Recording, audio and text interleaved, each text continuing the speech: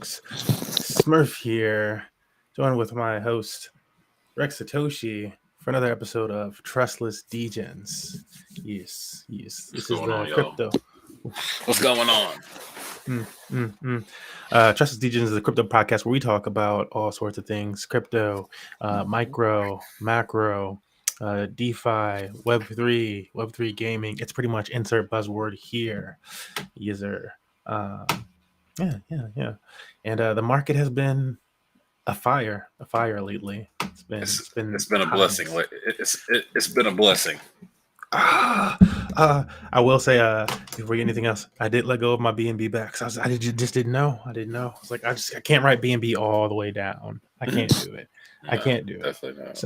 So I did jump out, but then there's other bullish news which we'll talk about with BNB and whatnot. Also, prices reversed, but you know what? Maybe it's just time like that stuff. Just it should have just been Ethereum anyways, or whatever. I'm like Ethereum's. But man, I don't want to miss like a Binance jump from like 200 to 300 to back to that I just $2,000 range. If it's like I feel that's a like nice pump. I don't know what that I'm percentage. not sure when that's gonna happen. And I mean I just feel like BNB is just Binance is getting crushed, bro. Like we love Binance, but they're just getting destroyed. Like they're just getting jumped. I feel You like those know, people who like Solana and they're like, Solana's a good thing, and then everyone's just like whooping Solana's ass. Everyone just always jumping on Solana. yeah, and by being crushed, you mean like by regulatory or versus other blockchains and By projects, or regulatory, of course. okay, They're getting the bad end of the deal right now, mm, unfortunately. sure, gotcha. All right. Uh, yeah. So usually we go around, ask our host how we're feeling about the market today. We can do that. We can do that really, really briefly before we jump into things today. Satoshi, how you feeling about the market in I general? Just am so bullish that I'm sick. that's I'm so bullish that I don't even know if I should be this bullish or if I should like chill out. But I've been hearing some things that I'm like, what? mm, Like weird mm. stuff going on. We're gonna take that as a good way to be. And myself, yeah, of course, I'm feeling. It's feeling like like you said it. Not much else to be said. It's feeling good. Man, it would hurt if you like let go of like all your bags or something at like the lows that we had. I did send out a tweet that ended up being on the exact bottom date on the Trustless Degen Twitter account, being like, "Yo, who bought Ethereum today?" And I did buy Ethereum then, and I bought some a few days ago, so I ain't really mad at it. And we held our bags because I was like, "Dang, I'm gonna take this down to like 1,500 or 14. Let's go." Um, so yeah, it felt good. You didn't sell Before your we bags to BlackRock? No, I'm not selling my bags to BlackRock. Not when they're coming in the market. You know what? It's got to be nice. I got to build a nice premium for them. If they coming in, they got to get it at the premium. Yeah.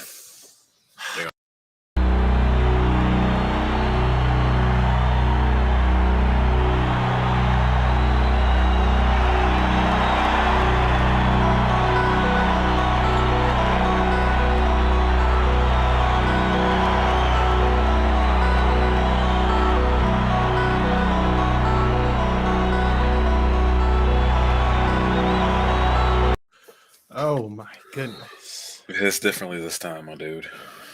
man! Heart palpitations. Mm-hmm. Yeah, it's just a good week. It's a good week to be in the market and to believe in cryptocurrency. To know that I don't know something. There's a lot of FUD. There's a lot of FUD going around, but you're just like it just seems like Just it has to be FUD to drive the price down right now. just last week we got like some of the worst FUD that we've ever got, and then Yeah. this week is like the best. The not like the best news that we've ever got, but like it just like the It could get volatility better, but the it's just beautiful. volatility in the news. It's Hmm. just like from the bottom of Binance and Coinbase being sued to the top of BlackRock is buying our bags now. Yeah. Oh, it's been a blessing. It's been a blessing, as you said. I want to grab a tweet here that we're going to share.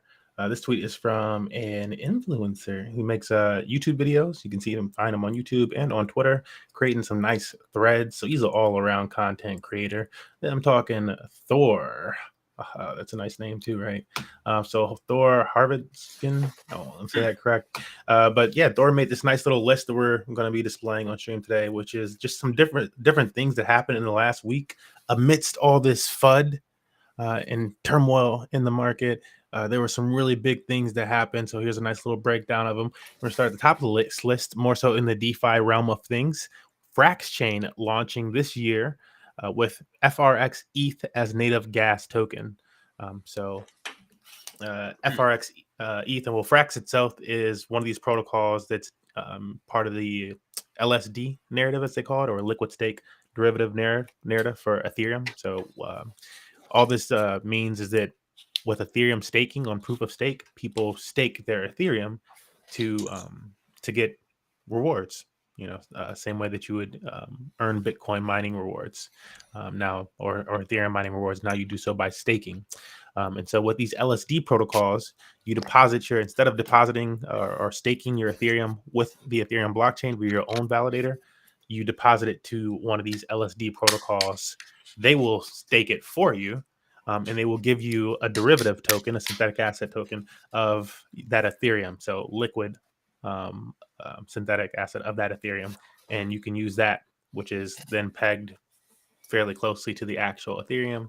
And you can use that in DeFi protocols. So that's the whole thing there. FRX ETH is like the initial token that you get in their ecosystem when you swap your ETH for something. So for each FRX ETH, there is an equivalent amount of ETH in Frax validators.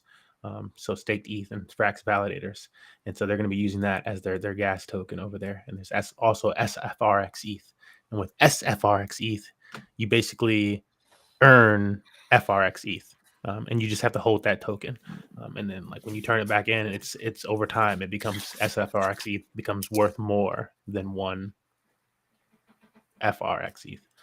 So it's a mind bender if you're just saying it, but I'm going to be making some videos or something and some threads to kind of show this whole ecosystem, what that looks like on paper, or at least for the liquid staking portion of it. The actual Frax ecosystem is huge and has like everything in DeFi. So BNB chain launching on layer 2 roll up in a few days. Did you see anything about that, Satoshi? I seen the announcement about it. I thought I had some time to look into it, but we're going to check it out like soon because I didn't know it was coming in a couple days. It's like an optimistic roll up for like BNB chain. Are they gonna have an optimistic airdrop or not? Because that's basically if they don't, I'm not using it. I'm not using it. If they ain't airdropping nothing, I'm not using it. Dude, this is what I got to say about it. And if they literally to be one of them airdrops, like they give you the airdrop before they make you go on the chain. Oh my goodness! Wow, you want it all. I want it all. This is what I got to say though. Like, if they're launching this thing, they're launching it in a few days. Chances they're gonna have some type of native DEX or something there, right? And the last time Binance Smart Chain launched the chain, I think like the native DEX at the time was like Burger Swap. Honestly, I think that was like theirs or and Cake. No, Bake. Was that even by Binance 13? And I think Bake came later. There was Burger Swap, there was Bake Swap, and our Bakery Swap and Pancake. And like Pancake is like, of course, like not like native to Binance scene. I don't remember Binance having a specific one, but I wouldn't be surprised. Gotcha. Yeah, and maybe it's just how early it was that I'm like assuming like also that the Burger Swap was more so affiliated with Binance. But the key point or takeaway here just being that like with each one of these new chains that launches, there's a few winners. Like somebody has to be the winner in the DEX race, and so I don't know. There might be a Binance back winner to initially start, and everybody kind of understands how this stuff kind of works at this point. So that's just a really interesting situation to pay attention to in the next few days. Even if you're not like oh, I got to buy some new token or an airdrop situation or whatever. Just the fact that DeFi for the chain to operate like has to happen on that chain. Yeah. Other takeaway with that specifically was like this whole optimistic roll up situation of it.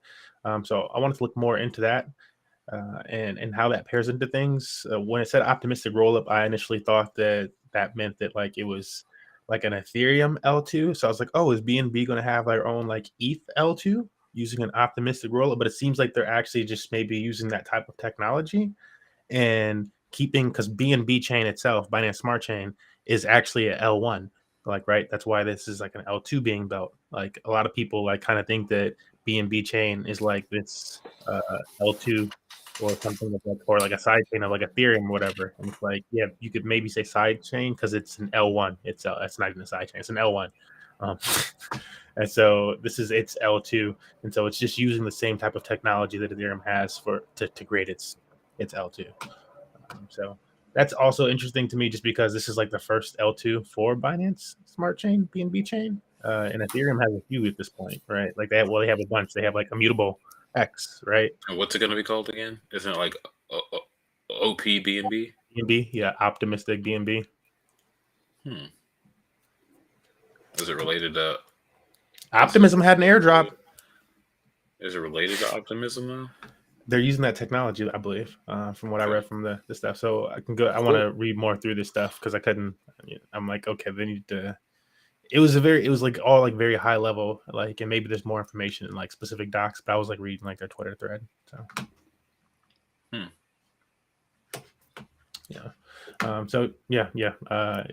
seems coming soon. so I'm like, man, maybe I should add back to that BNB position, because that's also like why I was like, man, Binance has a burn coming up in June. They have like that quarterly burn, and BNB is already like, 50% to like all-time highs, or no, actually it's like lower than that, whatever, like 60 or 70 or whatever the heck. But I don't know. I could just very much see it being in that, like where Ethereum was a few years ago, when Ethereum was a few $100s, and then all of a sudden Ethereum was $900, and I'm like, I don't know. Can that really just not happen for BNB? I don't know. We'll see. It's a little bit more centralized than Ethereum, obviously, so that's a drawback. But I'm curious. Polygon 2.0 connection existing for new Polygon tech. I don't really have much on this, honestly. That's kind of happened. I saw a bunch of this eigenlayer stuff. Or do you know anything about this Polygon thing before we go past on? They're supposed to be doing a fucking Polygon 2.0. I don't. Yeah, they're. I don't know exactly if it's a layer. I don't. Yeah, 2.0. Yeah. Everyone's getting a 2.0 now. It's time to run it back. Run it all back. Interesting. And they already have Polygon ZK EVM, which I'm already taking as like their Polygon 2.0. I'm like, okay, actually, it sounds like maybe you're supposed to move any of your Polygon assets over to ZK EVM for like more of an actual blockchain situation. They need more EVMs and more blockchains, more rollups, more dogs barking. Eigenlayer recently launched stage 1 of their mainnet deployment. I see this name all the time. I just have not looked more into them. Yeah, I'm like, I see your name, Eigenlayer. I do see you, and maybe it's the name Eigenlayer, and I'm just like, bro, this sounds like that level of DeFi stuff where it's going to be a headache, and so I just don't look into it because it's like it hasn't crossed my circle enough yet. But I will look into you now because it's been too many times. BlackRock onboarding more of TradeFi with Bitcoin ETF. So that's been the big talk of the town, of course, this BlackRock situation. Also, I believe Fidelity applying for an ETF. Everybody get an ETF. You get everybody. You get an ETF. You get an ETF. This is like the biggest. Get an ETF. The biggest of the big and one of the oldest applying for ETFs is so I'm like, that's pretty good news. Big news. BlackRock got all the ETFs. Some people that don't like to fail too, They're not doing stuff to just fail it all the time. Yeah, they have a pretty good record for ETFs. Like they're like 501 for their ETF record. Yeah. I remember hearing like the stats for it a few times over the last week or so, and it's something exactly like that. It's like 5 whatever number to like 1. It's pretty crazy. One of the big things to note here with these ETFs is that kind of like old boy that we were talking to the other day, where he was like, yeah, I've invested in some Bitcoin, and it's like some type of like ETF crap, or like, it's like really similar to it. Like it's like he doesn't really own the Bitcoin, somebody else owns the Bitcoin, He's like owning it through a third party instead of actually just getting Bitcoin exposure. Well, That's like what BlackRock this isn't going to is. custody it either, though. BlackRock's going to let Coinbase custody it, and like New York Stock Exchange. See, yeah. So it's to me it's interesting. I wonder like the crossover we'll get from people who just hold their own Bitcoin and people who leave it and build with BlackRock. I'm like either way. I think it's it's in crypto, in the crypto community, it's seen as big news just because there are a lot of these larger institutional investors that can't invest a certain amount or in a certain way, and these ETFs open the door to them to actually invest more into crypto. So, or just invest into crypto because maybe for whatever reason that firm or that type of thing is not allowed to invest. So it's opening the floodgates. We shall see what spilleth through. Yeah, and that was the last from the Thor updates. Man, Thor, good list, Thor. He didn't get that dot swoosh. That swoosh. The Fortnite. Yeah. Talking about. Oh, he didn't. Nike. He did not. Nike is dot swoosh, and they are putting some type of NFTs into Fortnite. Yes. So that's pretty big for NFTs. Yes, it is. It is. I'm like dang, I feel like I gotta do that, like the whole challenge thing or whatever for it, just because these Fortnite kids be crazy. Man, fuck them. I'm like, these Fortnite kids be crazy. I don't know, bro. And somebody might really be like, they might really just be like, yo, I want that though, and it's not even that possible. Or like, I don't know. I don't know. These Fortnite kids be crazy. I'm gonna let y'all get the shoes, and I'm gonna come and buy them. I'm not doing no challenges. No challenge. Nope. Challenge. The challenge is find someone who can sell to me to the cheapest. That's the challenge. Man, see. Yeah. I'll be in there. I mean, there has to be an aftermarket for these things. I mean, there has to be somebody there to buy. Everyone can't go and earn it. Shit. I just want to make sure there's it's limited supply, right? When does the limit end? That's pretty cool. Whatever that was pretty cool. Yeah. People are saying it's like a whole experience. Like they're like, yo, it's kind of a dope they made a nice little something. Sound like, we'll do our little playthrough of it. So you got to play Fortnite to do it though? I think this is I don't even know if this is on Fortnite. I think I forget if it's in Fortnite or if this is something like in the game. But you have to pair your account with it. Fortnite. Air Max, that look kind of tight. The Air Maxes from the Fortnite. Oh dang, we done orange pilled you that quick. Okay, that fast, man. It ain't take much. No. Just let me get my Apple VR glasses first, so I can go play Fortnite VR. Good luck, sir. Good luck. Yeah, just to man, those are some expensive glasses. All I'm saying.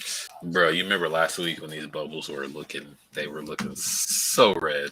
Speaking of how red they were looking, let's expand this to the 1 week. All right, so in the 1 week now we have recouped some gains. Bitcoin up 20%.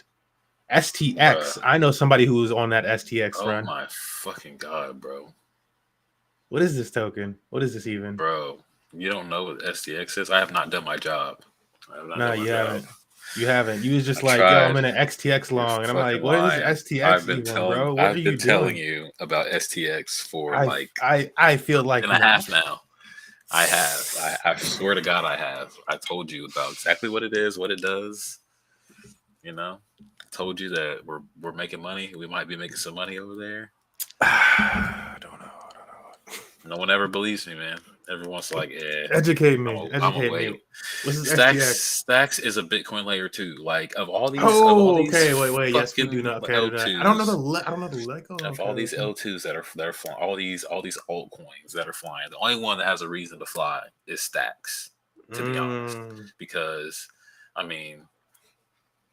This is not financial advice, but if Bitcoin is getting ETF, Stacks is getting ETF because you cannot use Bitcoin. Well, you can use Bitcoin, but people just learned how expensive it is. Expensive and slow, and then you got Stacks, Stacks is slow too, but it's less expensive.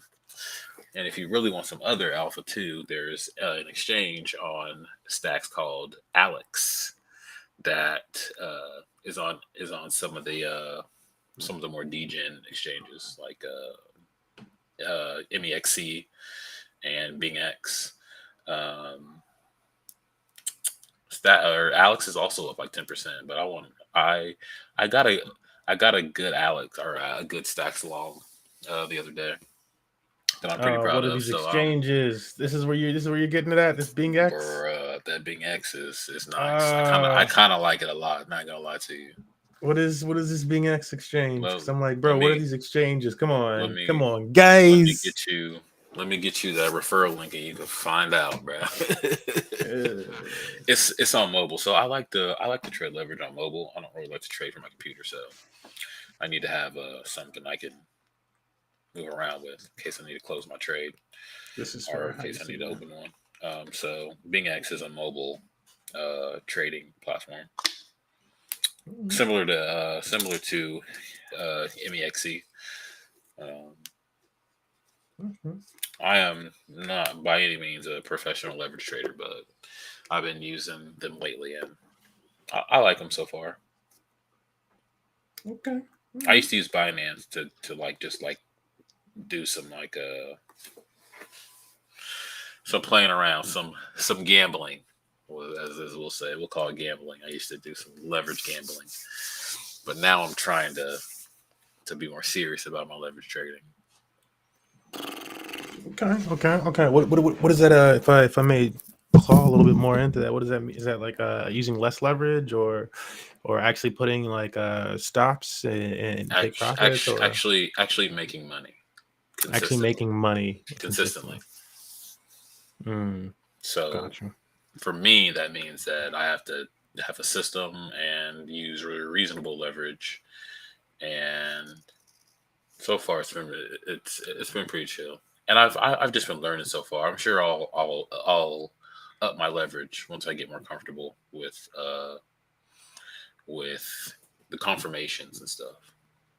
Yeah. Because right now I'm just like, ooh, this is at a resistance right here. Let me long and see what happens, and it goes in my favor. I'm like, bet, cool. I'll set a stop loss, set a stop loss, see what happens, and the stop loss on profits or something.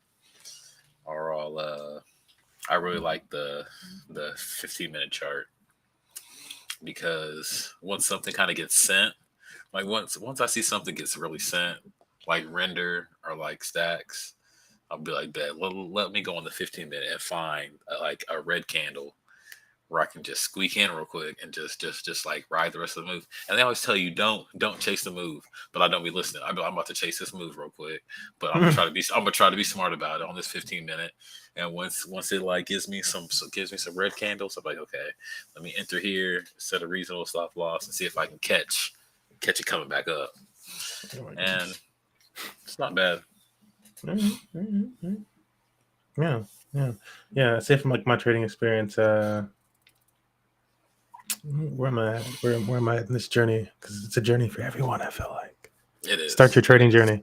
It is. No, maybe It, don't. Maybe don't. It's it's only if been you a want long to. journey for me. Yeah. I feel like I've got like a bunch of I've been learning for a few years, and so I feel like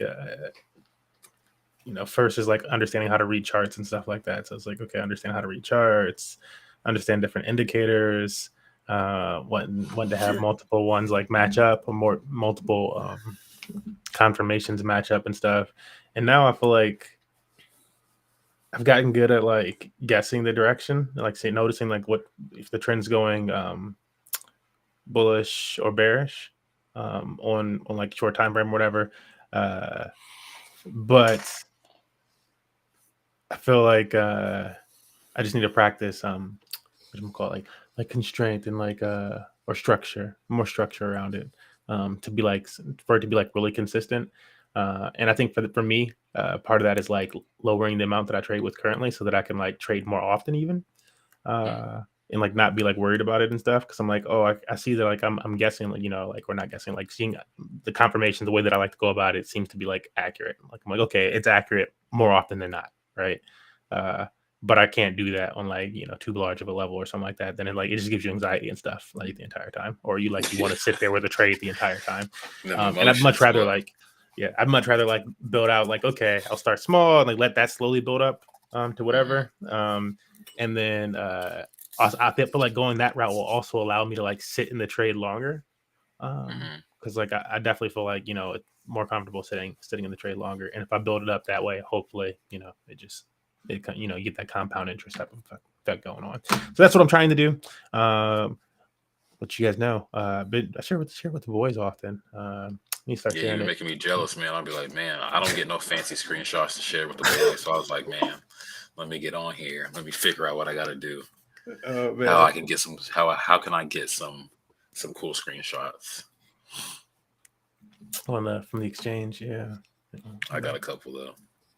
Yeah, you said nice trade recently. I Uh, seen some of my but boys had some 200%. So I was like, dude, I gotta. I I got think I some saw that in your learning to do. chat. Like I somebody got said some like learning to do. 170 something, and they were Yeah, I like, was you're like, supposed to like close, right? And I'm like, bro, yeah. you should He was close, like, yeah, 200. he was like, I'm gonna close half of it. I'm like, Fam, yeah, what do you okay. what do you want? Gains Like is gains. it's long. You go. That's what I'm That's the like, thing bro. about going long with me too. I'm like, if you're going long, I don't know, like often like it'll close in like that asset for you. So like you still have that asset. You just gained a whole bunch more of that asset that is still going up. And it's like you didn't I've not a been whole lot of I've been going to the Smurf School of Trading, so I've been learning how to be like, okay, if I can make like $10 a day, then I'll really be straight. Like that's $300 a month. Like I'll be all right if I can just make $10 a day. But if I can make a little more, then it's even better.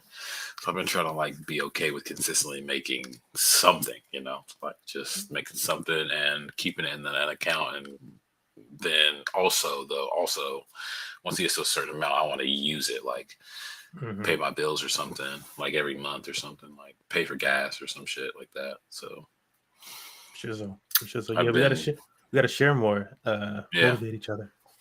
I've just been getting like I just realized like after I started getting back into it this time where I really understand a lot of the terms now, and I've been like trying to actually like back test stuff and try to figure out like percentages and ranges and try to like be a lot more calculated and understand it now. Depending on how much leverage you're using, if you just get a certain percentage of a move, that can be like 20%, off a Yeah. 5% move, So I feel like I am becoming a more mature trader, and it's exciting. It's exciting, but it's also learning to um, kind of like be less excitable. I don't know, like Hmm. to use learning to use less emotion and more stats and stuff to trade. Yeah, yeah, for sure. Yeah, because like the emotion will get you, which is exactly why I was like, I need to pull back the amount so that I can take emotion out of it more. Because like if my account was like that much larger, then I'd probably feel like that doesn't really matter. I could take like 200 losses at whatever level. Yeah.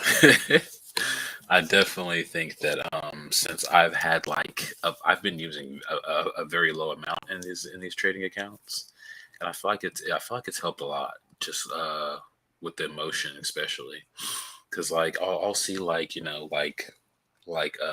say I'm up like 25%, if that was like $1,000 and I'd be up like $250, but since it's only like $100, it's like 25 bucks, but I'm like, okay, I can take the time. I'll just try to do the same thing. I try to consistently make 20%, and then I try to get used to taking percentages instead of focusing on the dollar amount. That's what I've been trying to do too. Instead of focusing on oh, you're making dollars. Like I don't care about that when I come and talk to you guys. So why do I care about it so much when I trade? So I'm like, Hmm. okay, you made some dollars, but it's really about the percentage that you made. And if you can keep making that percentage, then you'll automatically keep making dollars, and you can use those dollars to buy the assets that you want. 100. So that's fun. One hundo.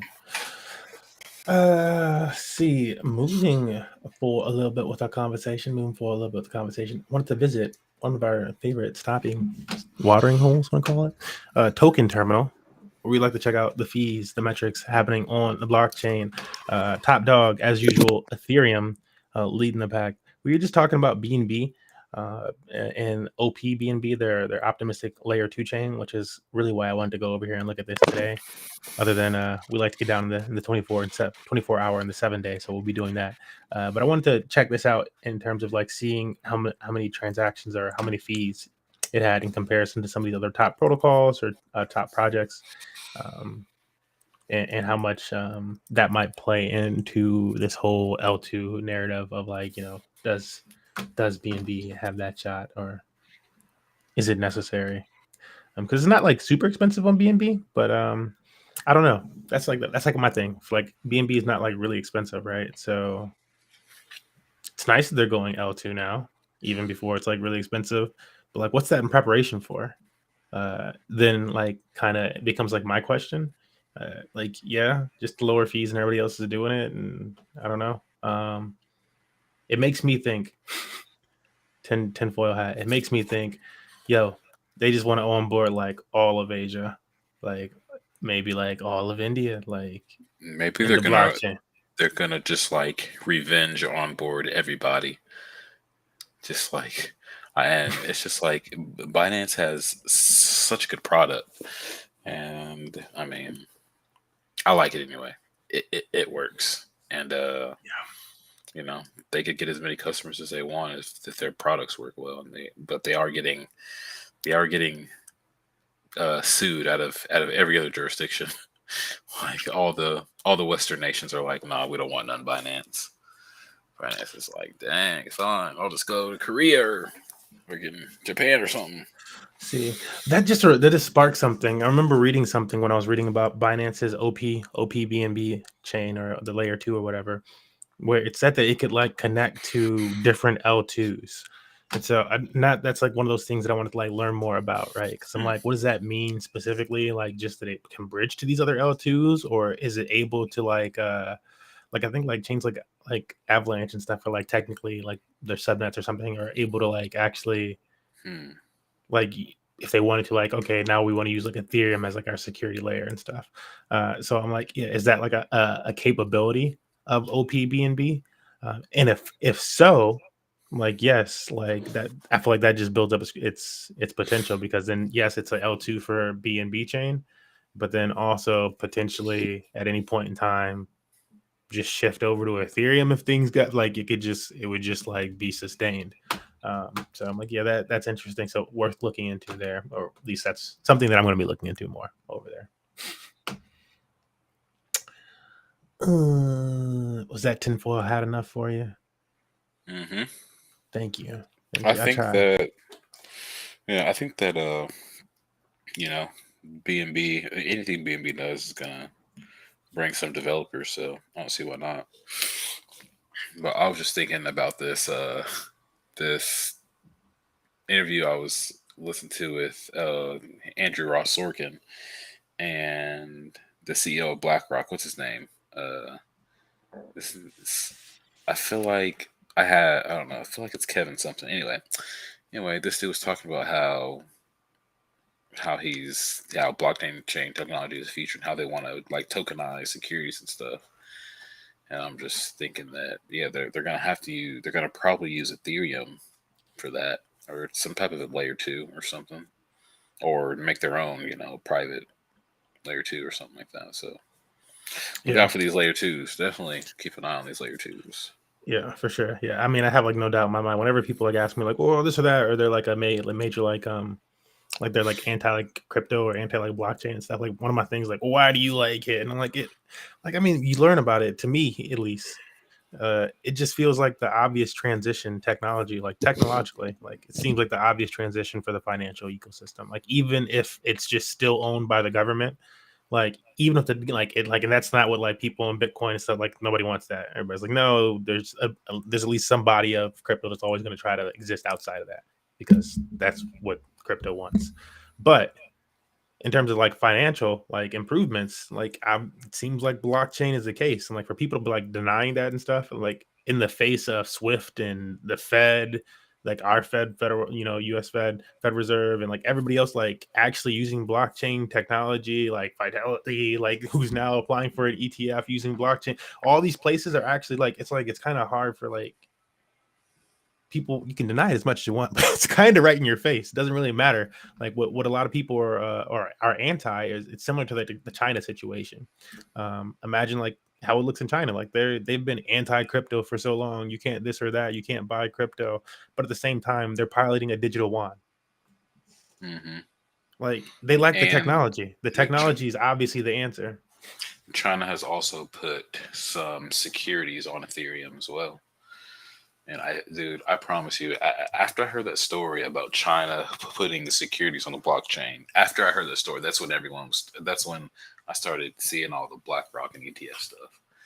And I'm like, and that Soros article that came out about how Soros is one of his fund managers was saying how blockchain is ripe for a trade fight takeover. It's like the motherfuckers were like, China is about to get all this action, and we're not, and they're mad now. Yeah, They're like, they're like we nah, got to catch nah, up. yeah. They're like us too. We're gonna do that too. I mean, and some of the congressmen in these like some of these hearings we've been hearing over the last few months have been saying that. Some of them have like directly been saying that, and it's like, thank you for like waking up like the rest of the body to like not understanding what's actually happening. Like you can go ahead and fuddle the bag as much as you want, but at some point, you either make the better product or you don't. Like, and then Yeah. everybody else is gonna have the much better product than you. Like you just become less relevant, and you need to catch up all of a sudden. Do you really want to have to catch up? Like, just step up. Um, but I wanted to move this to the 24-hour chart on token terminal here, because I like to go in there and like spot out those up and coming protocols, as I call them, and Does that say Bitcoin protocol? Bitcoin over here. I think those are Okay. just like the Got some fees. blockchains, some of these L2s or something. We'll have to look into. We see this on occasion or regularly though, and it's to look into that more. But the one that I'm really here to point out, first we were pointing out level. I've kind of subsided on level a little bit. It's still doing its thing. I don't know. I need to do more research on certain things. There are some accusations of I'm like, I don't want to call it wash trading, but like having like money market makers type of situation happening, which would explain for like a lot of like the volume and fees or whatever. So not that that's like all totally bad. It just, to me, I wanted to versus like a GMX where like I don't know if that's the case so much. Maybe that's just it that I just don't know. But rubbed me the wrong way a little bit, and so still like level, but definitely distressed my bag a little bit over the last few weeks or months now. I guess we've been talking about Mux as well. And Mux has made its way up from, before I was like bringing it up and I was like, man, it'll be nice when we see it inch into the back here on this 24 even. And then it inched in here to the 24. And now guess what? It's inched up a few more spots on the 24-hour. I think we're going to continue to see a Mux climb. I enjoy Mux. Mux is my DEX of choice on blockchain, on L2s.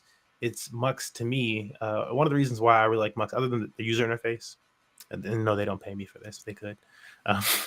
For one of the reasons why I like Mux, other than the user interface and some of the tokens that you get to use, is it's an aggregator. So you're getting a better price across a lot of these other dexes to do a similar product. And then the way that they distribute their token.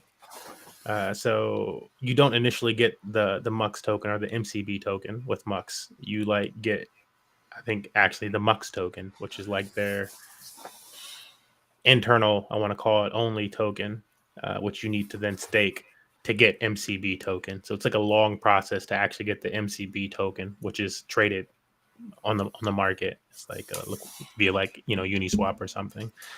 Is MCB the native token?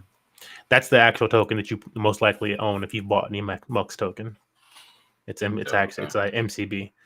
So yeah, that's their actual token. But like when you earn tokens from the platform initially, the way they give them like or like they had like an airdrop, the tokens they gave away are MUX tokens, which is actually different than the MCB token, even though So MCB is like you gotta actually stake. You got to stake MUX to earn MCB. Yeah, and it takes a while. There's like a year vesting and all this other stuff. So you're like locked Shit. into Mux for like a year when you're doing Mux. It's not a short process. And so I was like, dang, this is that's good for liquidity. You gotta. It puts a lot of like buying power or buy pressure on the MCB token. Like if you really want to buy MCB token or get MCB token, you're most likely buying it. You could wait that whole time, but either you're big bags who's okay with waiting, or you're buying it, which puts a lot of buy pressure on that token. In my opinion, that's what I thought would happen, and it's been pretty good. So I'm not, with their UI and with the way the token works, I wouldn't be surprised if we continue to see this inch up. Eventually, start playing with these big dogs over here. That's what I'm going for. That's what we could call it. I could see it. We'll see. I've been meaning to use MUX. I'm slowly getting over there. I'm gonna Nice. go. I need to see what tokens they have on their exchange. First of all, You said you used Level before? I tried Level once, but it was on Binance. So Yeah, I don't you think use Level. they didn't have that many. I know you're used to trading Ethereum. Maybe I need to trade some Ethereum over there. Yeah, I really like Mux, just like the indicators and stuff like that you can throw on there too. I feel like Levels. I can't remember now. I don't think there's had as much that you could do with it. But yeah, it's a very trading viewy type of experience. You gotta show me them indicators you was talking about in the chat. Oh, like what indicators I like to use, or no, you were talking about. Let me see what it was called.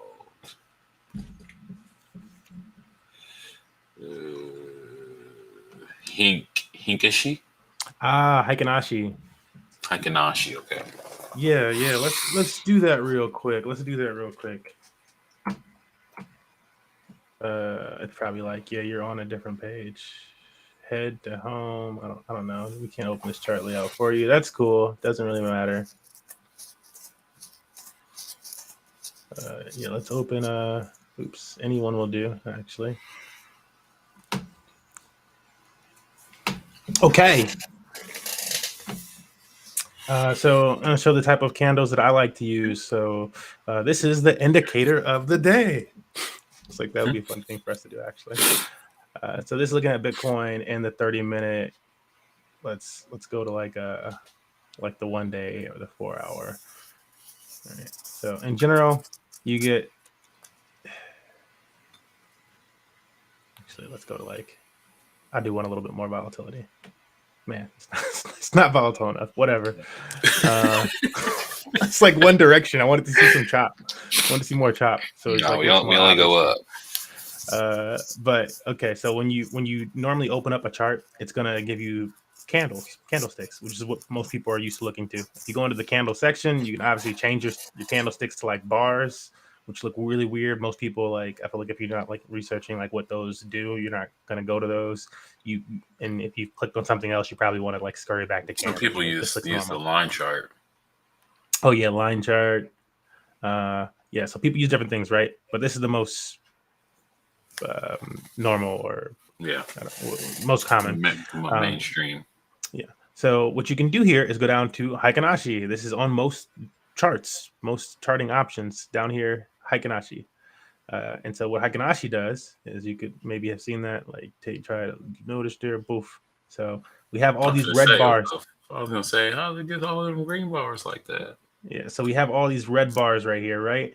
But what Heikinashi is doing is it's grouping them together. So like you can imagine like every 3 bars or so is actually grouped together.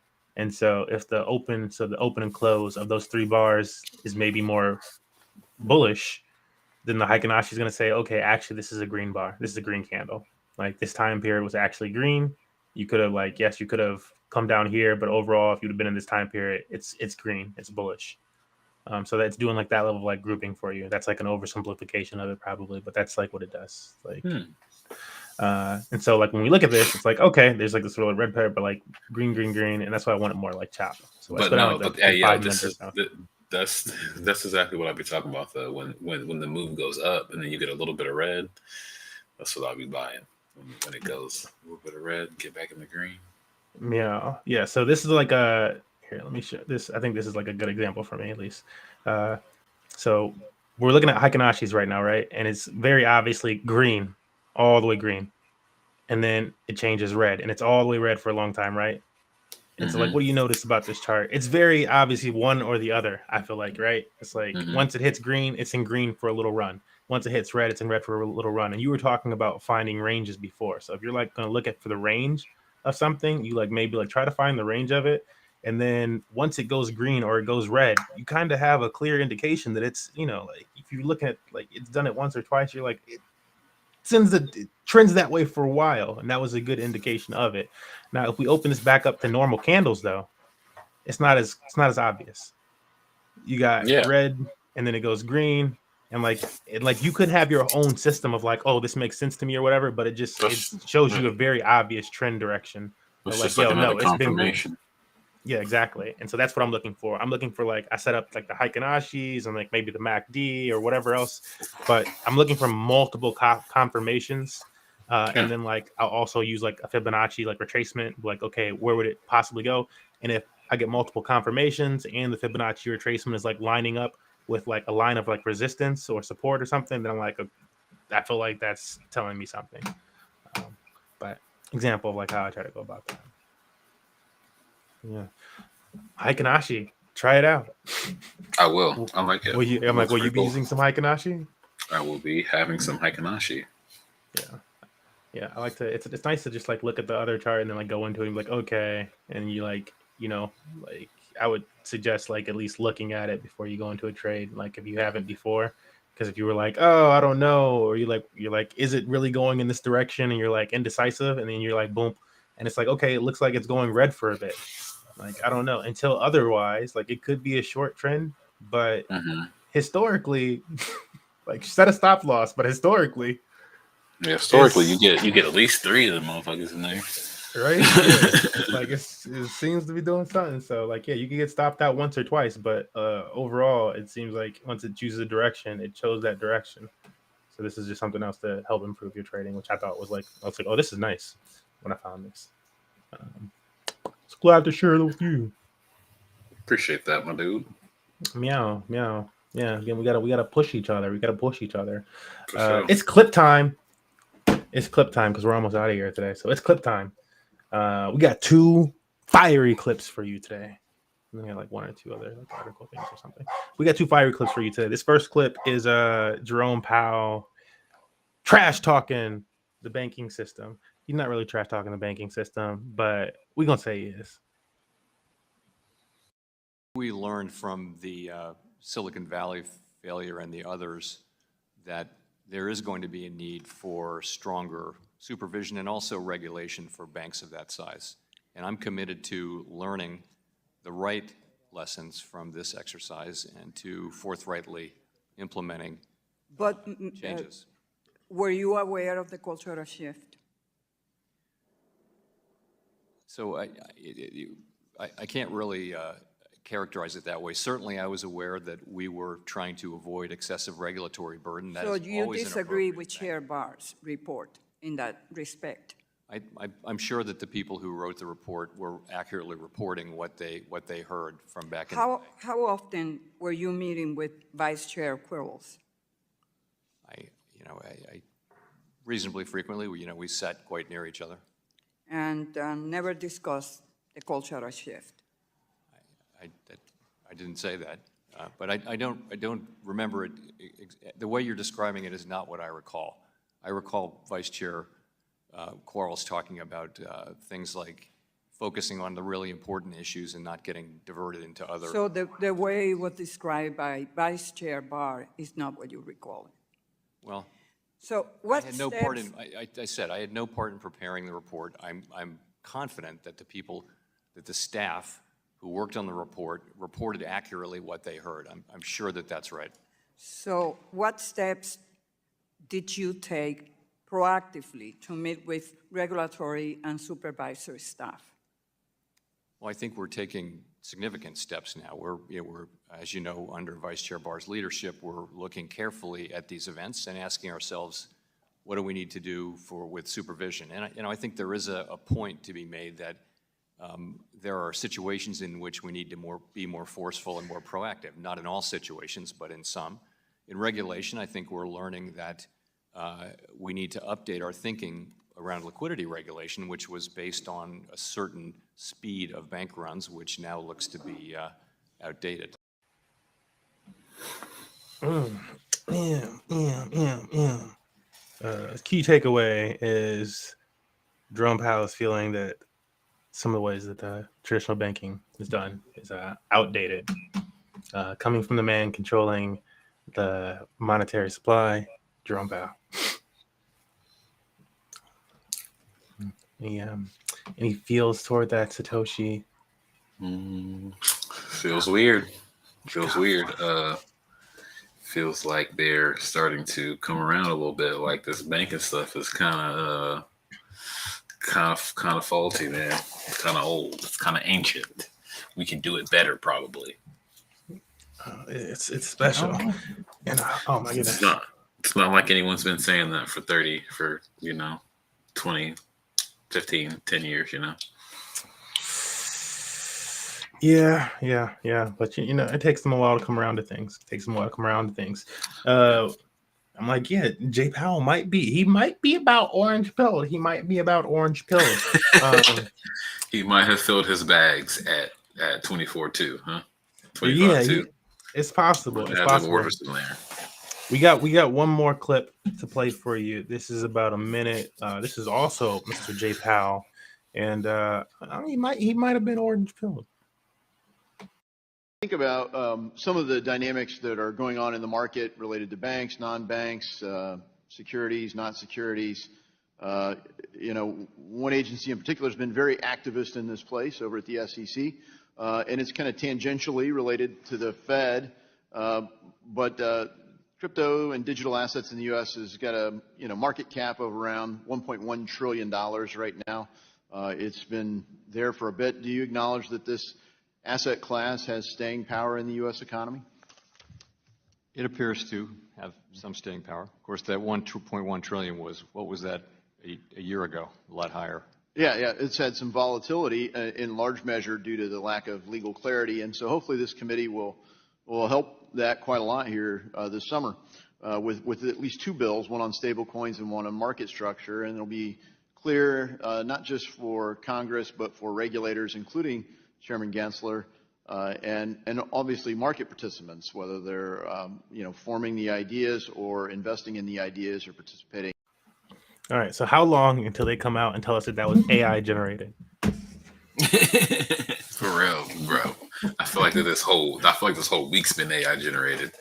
But all I got to say is if I had a choice between Jay Powell or Gary Gensler, I'm going with Jay Powell.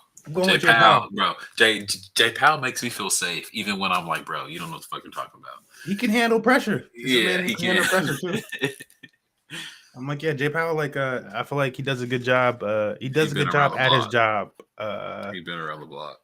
The way he explains his job, I'm like, you don't got an easy job, and you seem to actually do it, regardless of things. So I can't really be mad at you compared to Gary, who's like Mr. like ambiguous. Like, what about if it was the roles were reversed and we had Gary and Jay Powell spot? I feel like no, just no. The economy would be in a very bad place. Dude, that's not cool. That's not cool.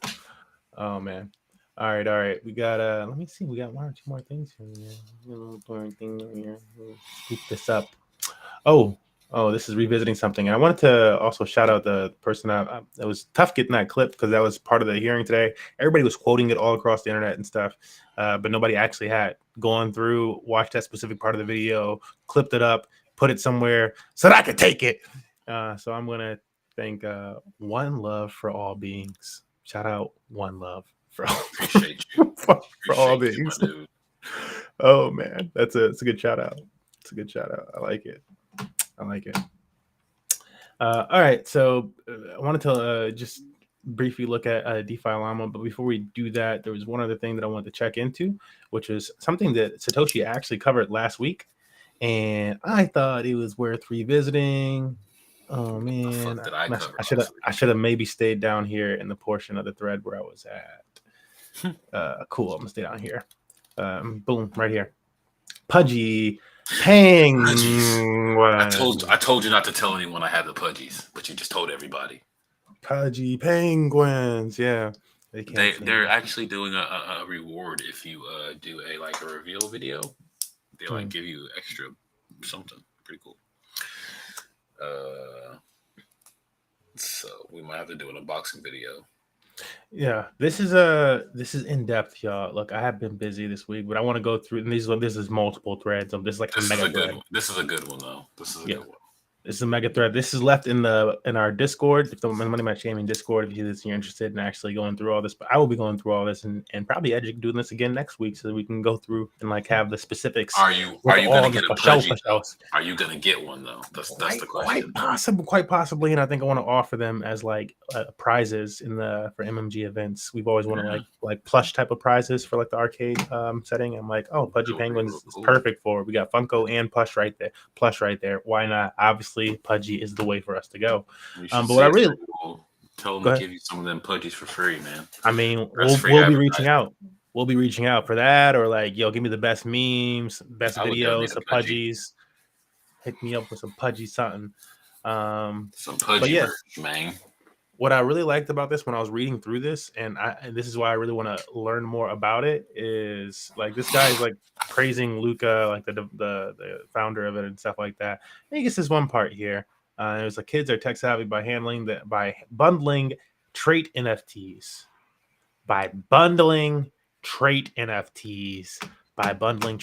That's what caught my eye there. Luke is onboarding a Web3 advocate in every home when little Lucy gets her Pengu and makes $200 selling her traits. I said, what? I said, what is this tweet in this long thread? She said, when little Lucy gets $200 trait NFTs, these things are coming with NFTs so that you can do Build-A-Bear Web 3.0. Coming heavy, bro. Excuse me? Bro, this is I'm like, yo, this is Build-A-Bear with NFTs online, and you gotta buy the thing so that you can actually when you buy the actual item is when you get the NFT so that you can build more of it or whatever. It's wild. That was genius. I can't believe other projects aren't forking this. That's crazy. Because it's such an amazing idea. I was instantly sold when I was like, so if I get this toy, I'll get some NFTs with it. I was like, oh, that's easy. That's the easiest way I've ever got an NFT. Fuck. Order it off Amazon and Amazon NFTs. That's all I gotta say. I don't know. It was too easy. It was a layup. I have not gone on there and seen how much my traits are worth or anything like that though, but because I'm gonna say if it's worth 200, it might go out the door. But maybe not. I don't know. This is crazy. How many of these forever Pengu things can you make? However, I don't know. Like I said, I did not get on the. Yeah, I gotta look into that's where I want to look into more. I want to look into more of what you can do with these different traits and stuff like that. But I'm sure it's kind of limitless if it's a company that's actually pursuing this, which is the most exciting part. That they're actually playing in that area.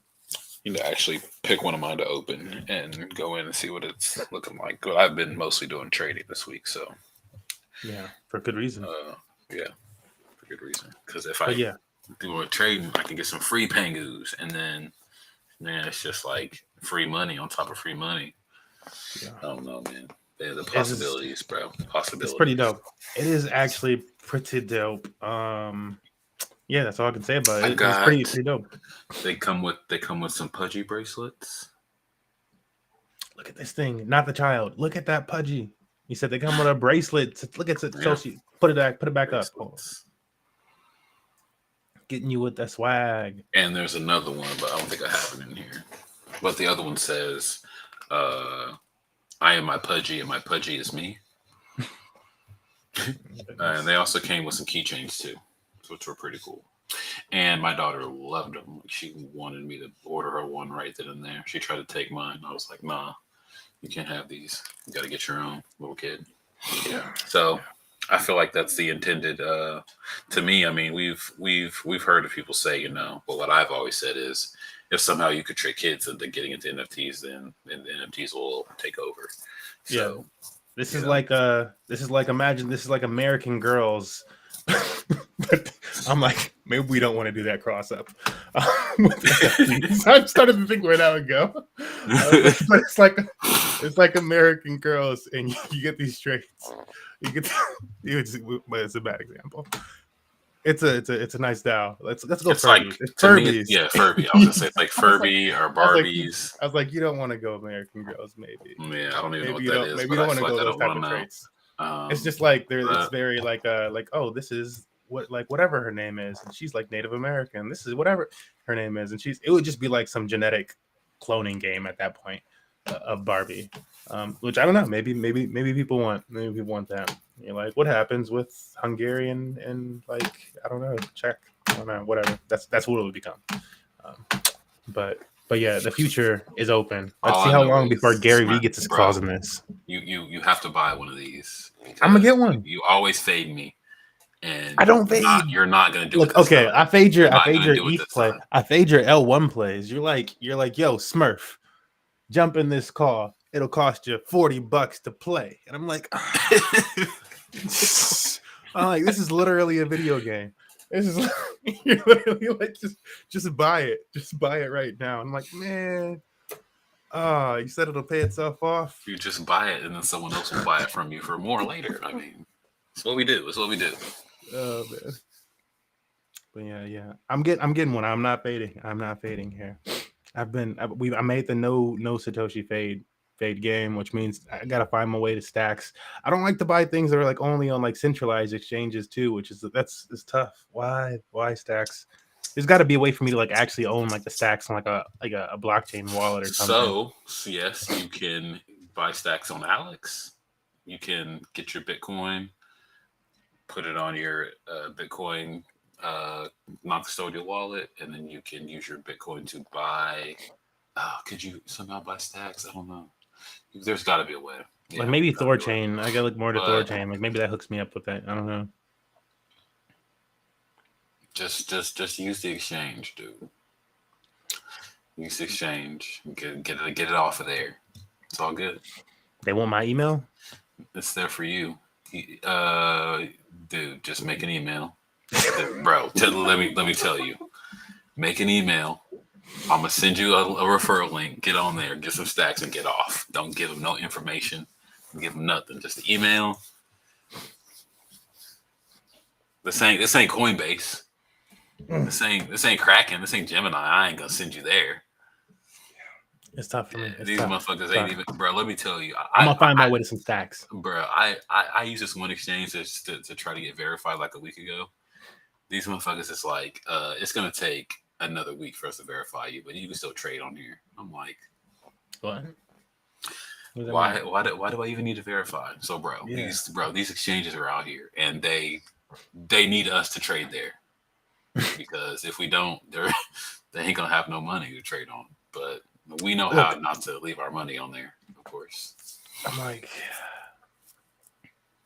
I'm such a child of the blockchain at this point. I'm like, oh, I gotta stretch it. It's like there's light out there. I gotta find some way to get you some stacks on chain. I'm gonna look into it. I'm gonna find out how to get that stacks on chain. What if on chain? Unless I have to come off chain. I'm like, man, you got like everything you need on chain.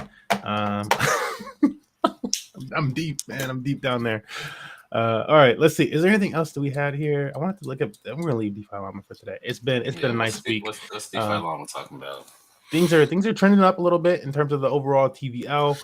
Let's look at the inflows because I think that the Bitcoin dominance hit 50%, 51%, and I'm kind of scared about the alts because they're kind of getting killed. I want to see the inflows per on chains or stables. Yeah.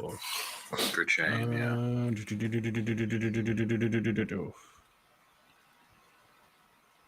think it's overview. Oh.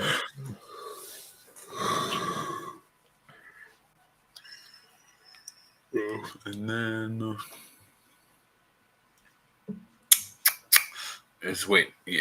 no, actually it is chains. It's chains. Okay. And then what is it? 7-day change, maybe. Yeah, 7-day change. That one. Yeah, you wanted this. You wanted to look at this. There we go. Smart B. What the fuck is that? What is Smart BH? Oh, BCH? BCH. Yeah, it's just like BCH has had their chain. It's been around for like over a year at this point, probably like 2 years or something like that. However, when I was first looking at this chain, there was like only like one like bridge or whatever to get onto it, and it was like centralized. So I was not like that's the only way to get off, and it like took time to get off and stuff. I'm like, that's not cool. I'm not down with that. So What's the second one? the second Ethan? one, oh, Number two. Elastos. Never I heard don't of that know. one. I've seen that name before, but I don't know what the hell that is. I've heard of Waves. Waves has been in the top 10 a couple times since I've looked. Polygon, ZKVM, Osmosis. Is that Mixin? Yeah, why does Mixon even play? What is What this? the fuck is Terra Classic doing in here? Like, motherfuckers trying to get Del Coin out of jail? There's a lot Bro. of people. Cardano. No. Cardano. Yeah. I don't know. Dude, have you seen this new Kick streaming platform yet? I've been hearing about it, but I have not looked into it. I just saw there was like a 5% split between like revenue share. Yeah. I'm like, oh, that's okay. I bet We've Twitch seen is things like this fuck. before, though. So I'm like, the guy that, Like, bad thing or good thing? I mean, not like negative toward it. They just, they got to stick around. They got to stick around and actually like build a base. Well, I heard that the same people who own Stake own Kick, so we need to look into it for real. Because I mean, I wouldn't mind getting some Trustless Degen money from streaming. Yeah. See what happens. I Man. don't know. Yeah. Okay. Yeah. We might have to go live every day for them, man. You never know. They might want to pay us, bro. You said the people that own Stake? I think I heard a rumor that the people that wait. own Stake, which is the platform that Drake be on there betting. Oh, okay. Betting on, and I think they sponsor BitBoy and some other people. I'm like, bro, like the last stake that I can recall is like stake from like the Phantom ecosystem. Like, bro, like I don't know, we gotta make sure we line on the right stake. This is a casino, online casino where you can gamble like sports betting and shit. But when I tried to use it, I couldn't use it. But for some reason, BitBoy can use it. But he's in a different state. My bad, I forgot. Yeah, in my state, I can't gamble on sports because we are good people here. We follow the religious laws. We don't gamble here. Yeah, no, that's my state sports. Too. It's I own sports specifically. It kind of sucks. But I'm like, if I was in a certain part of the state, it would be okay. Because there's so many like Indian tribes and stuff. I don't know. Maybe what you can. What is Karuna? What is that? I thought that was Kava. I thought that was Kava. You this? Yeah. I have no idea what the hell it is. Karura. Cool. Move on. Yep. Undercore. What's that? Can't tell you. Genosis. Yeah. I don't really care about know the name. 10. Don't really care about a bunch of these. Top 10 is what I wanted to know if there was anything interesting going on. Like maybe let's look at the maybe the outflows. Like is there anything negative? So the 7-day but in reverse. Okay, I was like, I don't know. I'm gonna see Harmony. Ouch. What the fuck? Well, I'm like Harmony's like that's like a dead blockchain at this point, right? It's currently getting killed. Yeah, Canto. Ow. Canto. Flow. Interesting, because Flow is going crazy. And Spot. Most was just free money, so like that just never caught on. I still like for like big brains in like the Ethereum ecosystem that are like all gung ho Cosmos ecosystem and stuff. I'm like, I don't know. Cosmos feels like the step cousin of Cardano, and it's like, yeah, but you're Cardano's step cousin. I don't know, bro. Like you got a long way to go. like redheaded step cousin, or like we just don't invite them around. Like okay. Yeah, well, I get Cosmos mixed up with like what is it? Layer Zero. What are they a part of? Is it Cosmos? Or is it Atom? I don't know. I don't think those. Osmosis. what it was. I don't think layer 0. I mean, Okay. that would be a more bullish case for Cosmos. They would be like, Which one oh, is okay, well which one is now I Cosmos? know. Like Evos is part of the Cosmos Okay. ecosystem. Yeah. It's like a Okay. whole, Yeah. but there's like Yeah. a Yeah. whole Yeah. bunch of like EVM I compatible think machines that are I think Stargate is a part of this Cosmos. like I But think I believe Moon River might be part of Cosmos ecosystem and stuff I like thought that. Moon Or River was Dot is or it like not? Moonbeam or something. I don't know. We're getting to the weeds We here. might be getting yeah. But the point is like, kind of like how that works though. If it's not the same, it's just kind of like how that was, where it's like there's multiple different blockchains of like this eco. Yeah, it's which I don't know. I feel like it takes a lot for those ones to really take off. Um, while saying that, I do feel like there's like a spot for a lot of these different blockchains, just because it's a large world. There's a lot of like money markets and stuff, and that's also why I kind of like feel like when some of these businesses and stuff are like, oh, we got to restart, blah blah blah blah. I'm like, some of these are just kind of like chains that exist, or you could just kind of do those things. I don't know. I feel like a lot of these could get bought out by like a big company could come by and be like, oh shit, we're buying Evamos. Like, I don't know. Like, fuck. Yeah, like honestly, though. It's $1 billion and we make $100 billion this year. Why not? Yeah. So I'm like, yeah, I see that as being like possibility, but like even like, well, there's like more realistically, in my opinion, like because not that can't happen or won't happen, but I feel like more often maybe is a better terminology. Like Avalanche has like these subnets and stuff that they can create, kind of like how DeFi Kingdoms did it. I believe Arbitrum can also do something similar to that. Optimism, that type of technology, I believe, can do that as well. So I think these other chains, these other L2s that are like Optimism and Arbitrum are specifically underneath the Ethereum umbrella. I think those are going to be like what people do in a lot of these companies and kind of just feed into they feed into Ethereum, but it's really cheap for them actually. I feel like somehow in the future, a lot of these chains are going to be like routers or like internet providers.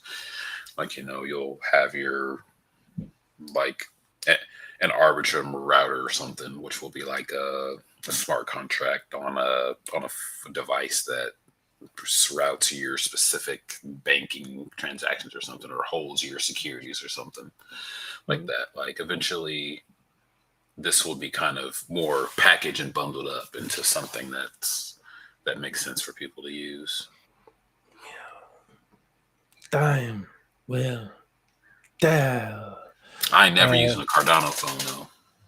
Cardano phone? You wouldn't use a Cardano phone? I ain't using a Cardano router, No. Cardano phone. I would. You know what I would do? I would get a Cardano NFT though.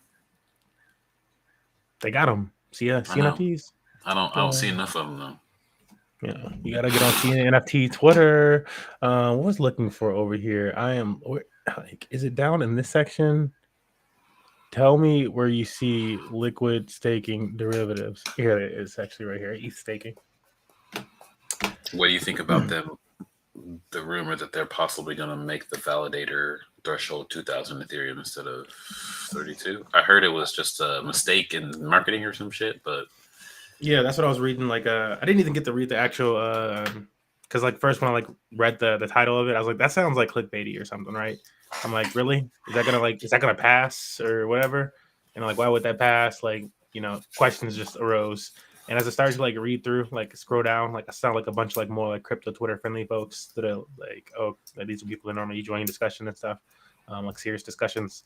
Were basically saying that, it was like a clickbait type of title where it was more so like when you have like a validator, you need 32 ETH, right? But the validator can hold like a max supply of ETH before it like splits into like another or some crap like that, something more so of that sort. And in that case, the max supply being increased to this number that you were speaking about.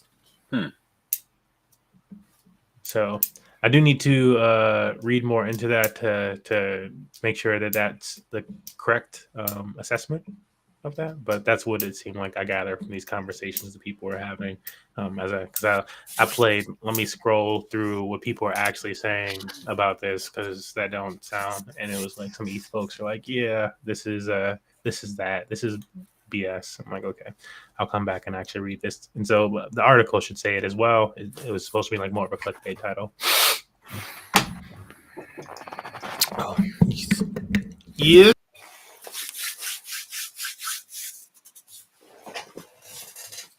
Oh, can't hear you. There we go. Okay. All right. Yeah. Want to probably like the last thing. Just kind of like check out some of these balances. See what's doing the most over here in LSDFi. We kind of already knew it was. We've been covering it for a few months actually. Whenever we with Trustless Degens, whenever we look at the top protocols on Ethereum, and we were pointing out that Lido took over from MakerDAO, and so guess who's ruling LSD dominance? This is why we immediately were talking about, this is why they're overtaking MakerDAO, and look at them, Fuck. Pac-Man and this stuff, chomping. The blue Pac-Man too. They got the power pellet. So here's the fun yield thing. This is what I'm going to be doing this week. I want to play around with this at least a little bit because I haven't messed around with V3 / concentrated liquidity pools enough toward like with yields that I actually like. And so I'm going to share a yield strategy that I'm going to be looking at this week, right?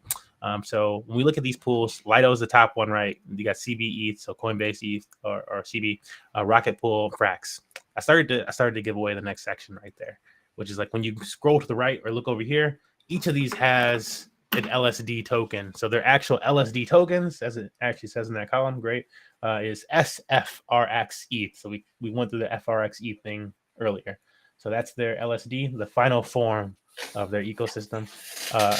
Rocket Pool has RETH, Coinbase has CB ETH, and Lido has STETH. There's also WSTETH, so they also have a dual token system, but STETH, final one of that ecosystem. So why am I bringing these up? Because when we go over here to the yield section, and it could be on whatever chain. So we'll leave it chain agnostic for now. But let's say we want to go with Ethereum because that's what I'm going to be looking at. Actually, because we're looking at LSDs too. There's LSDs for like Matic token and whatever else too. It's like any of these proof of stake tokens. But ETH, and then we'll go to no impermanent loss. So impermanent loss means like the tokens are pretty much valued at the exact same. They're the same value or really close to the same value. So as one of them gains in value, so like Ethereum goes from being $1,000 to $1,500, I'm going to capture all of the upside gains or more of the upside gains than I would if it was ETH paired with USDC, in which case I would gain some Ethereum as it went up, and then I'll also gain some USDC, which is not going up as much as Ethereum is going up. Obviously, it's USDC. You're just getting straight up cash. So it's always something kind of lagging you back there a little bit. That's impermanent loss in a roundabout way of saying it. Okay, so when I click that on, I'm looking at ETH tokens. I want yields with ETH tokens, and I want no impermanent loss. So it's going to give me a bunch of tokens where it's ETH and something that's also the same value of ETH, or just solo ETH itself. And so at the top, look at that, Lido. That's because we're going by TVL in these pools. So let's swap this to the highest APR or APY that we can get from these pools. And when you're looking at this, you also want there to be some TVL, like 13,000. Like if another LP comes into this pool or something like that, not a whole lot of wiggle room. Although this is Uniswap V3, so it's just staking. I guess it's on Polygon. That's the issue there. All right, I'm gonna get more specific toward my situation. Actually, I'm looking at Arbitrum, right? That's what I'm actually interested in. So do that. I'm on Arbitrum, and it says WETH and GETH. I can get 71% APY. So that's pretty much 71% APY for just holding Ethereum. But I have to make it this liquidity pair. And then for WETH and RETH, which this one I feel more comfortable with, right? Because when we look back there, RETH is one of the top liquid staking protocols. There's like RETH, like from Rocket Pool, Lido, Frax. I'm forgetting one of them right now. But those are like the top ones. So I'm like, yo, this is the real deal. And I can get 34% APY for holding my Ethereum pretty much from doing that. Here's Tenderfy. We've covered that a few times. You also wrote a thread about that on Trustless Degen. Again, the RETH pool. But I'm looking at these. I'm looking at these like these pools and even Excalibur for if I just wanted to do the V2 type of thing. But look at it. Look what the V2 pool is. If you didn't get it before, it's WSTETH. So I said there's STETH and WSTETH for Lido. So there's their other token. WSTETH, so still like similar to the value of Ethereum and ETH. for 15% APY. And these are for me, that's like a decent APY to be getting for just holding my Ethereum. I'm getting at least 1% a month for just holding my Ethereum. As I'm piling onto my bag, that's just like something that I'm cool with. So I'm looking for like yields like that. But sharing that today, that's how I'll go about navigating that. Hopefully that helps somebody out. Gotta get them yields, man. Get them yields. Yeah. Like, unless there's anything else that you want to share, it's just Satoshi. I think that's pretty much wrap us up. We can go back to feels. But is there anything you want to share before we go to that? Any other topics, articles? I don't think so. Okay. Yeah. Well, in that case, Satoshi, I do have to ask you, after going through all this today, how are you kind of feeling about the market? What does this make you feel? Feels pretty. I'm in disbelief. Like I don't believe that. Mainly that Jerome Powell said that stuff today. Like you said, it was his AI body, his AI body double. Pretty much, yeah. One of the other things we talked about was that what we talked about last week was that Prometheum. The Prometheum accepted. Yeah. You should definitely go look into the video that BitBoy did on them. That was wild. Basically about how they're owned by some China-backed. Wait, you watching BitBoy now? You watching BitBoy? I thought. Oh, when BitBoy does when BitBoy does good things, I will give him credit. See, it's rare. It's rare, but I will give him the credit. I feel for BitBoy. I know. I can understand how he's in the situation. I was like live on stream the other day. I was talking about BitBoy, and like right as I was like explaining, I was like, he's the person that went from like a very little amount of money and stuff to like, or like, not like, I don't know how like small it was, but like not a lot of money to like, multi-millionaire status in like a very short amount of time. Like when you really think about it, I'm like, if you were here 2 years ago, you were watching videos of BitBoy with his hat on backwards in like a brick wall that's obviously like his garage or something. And like it's like, and the quality is grainy and stuff. And now this man's in like an actual studio and stuff. I'm like, that man that's like a big was shilling every token. It's every like day, bro. Like it's like a big come up though. So I'm like, it makes sense. Some of it, like some of like the lashback stuff, because it's just like a big change for anybody to go through that quickly. So I'm like, he still provide value, but there's gonna be some feelings and some transitioning happening there, I'm sure. Not to steal your thought there. No, it's all good. Yeah. I think he does a really good job in some of them explainer videos, explaining connections between companies and people and diplomats and countries and shit. And then I forgot what else I was thinking about. But yeah, I just think it's a very exciting time to be in the market right now, and to see these moves that are being made. And like it's just like I expected it to be a couple months before they started talking, before we started hearing this type of stuff, like next year, like the next bull run. I figured we'd start hearing this type of stuff, but I'm telling you, this is like summer 2019. That's what it is right now. Summer 2019 right now. It was hot. It was a hot year. It was a hot summer. 2021 was hot too, though. Yeah. It was like before like the big pump. Everybody was just like, you were like, yo, Ethereum's just like, the market's kind of trending down and whatever. Everybody was lulled to sleep. And it was like a, are you really still there type of moment. And then like, whoosh, DeFi. Like people got reminded. They were like, well, not 2019, not for DeFi. DeFi is like more like 2021. Yeah. Or 2020. Or 2020. Yeah. Like 2019 was like still like, just like, you're just a hodler from like the previous bear market. And then it like, prices just like shot up. Like, actually, I just made like 35%. Like, what's up? What's happening? It just didn't stop. It didn't stop leading into 2020. And then the year happened as it did. And yeah, the rest is history. But yeah, that's kind of where I feel like we are. There was a little dip after that. After that boom up in the summer. But it feels very much like that, where like if you were in there at 2019, you were already feeling like, this is going to happen anyways. It's a happening next year. So we're already expecting that. If anything else happens, that's the thing about happenings. We know about that in crypto. It's like, if anything else happens that might happen to send market's up a little bit extra, when we have a happening, we're already like, it's already bullish time. It's already party time, celebration, something we getting paid. And then you said you added like extra on top of it for what? Like really? Like then it's like it's a guaranteed.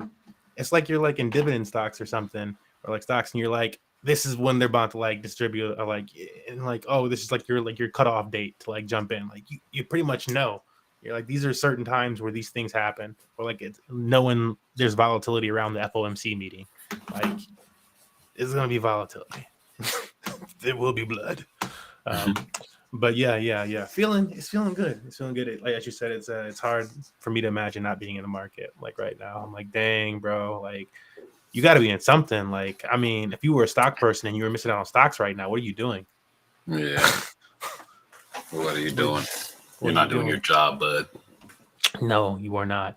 But that's I feel like I've been at work for the last couple weeks, and I feel like I like the last couple weeks in the market. Like I feel like I like my job, but now it's like now it's the season where my job is really fun, and like last week it wasn't that fun, but over this year it's been fun because like they've been fudding the hell out of us, and we just keep going up. And now we know why. Yeah, they've been fudding us so hard, and we've been still going up. Is because they like, man, hey, to tell these exchanges that they're getting sued. But we about to be buying the Bitcoin though. Yeah, on the side. We're going to be buying it. It appears to have some staying power. I don't know. Appears to have some staying power. I think they like it. I think they like it. I might just like it. But yeah, that's going to wrap us up for today's Trustless Degens 34. I think we handle that afterwards. We gotta get the number on that. Gotta get those numbers right. Thank you for joining us. We'll see you next time. Peace.